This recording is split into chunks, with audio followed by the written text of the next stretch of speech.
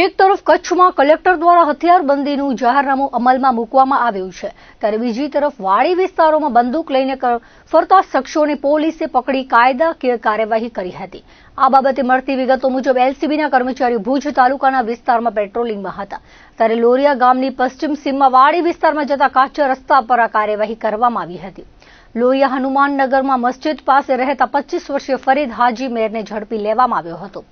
તેની પાસેથી ગેરકાયદે રીતે વગર લાયસન્સ સિંગલ બેરલ દેશી બનાવટની બંદૂક, 2 ફૂટેલા રાઉન્ડ કાર્ટ્રીજ, 5 જીવતા રાઉન્ડ કાર્ટ્રીજ કબજે કરવામાં આવ્યા હતા. કલેક્ટરના જાહેરનામા ભંગ બદલ માધાપર પોલીસમાં તેની સામે ગુનો દાખલ કરાવાયો છે, જ્યારે બીજી ફરિયાદમાં આરોપી અનવર ઉર્ફે આરિફ હાજી મેર સામે ગુનો દાખલ કરવામાં આવ્યો છે, જેમાં આરોપી પાસેથી ગેરકાયદે વગર લાયસન્સ સિંગલ બેરલ દેશી બનાવટની બંદૂક, 2 ફૂટેલા રાઉન્ડ કાર્ટ્રીજ અને 5 જીવતા રાઉન્ડ કાર્ટ્રીજ કબજે કરવામાં આવ્યા હોવાનું પોલીસે જણાવ્યું છે.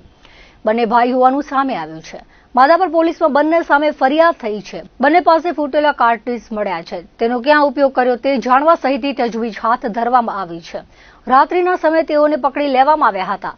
કયા ઈરાદે બંદૂક લઈને નીકળ્યા તે સહિતની વિગતો જાણવા તપાસ હાથ ધરાઈ હતી.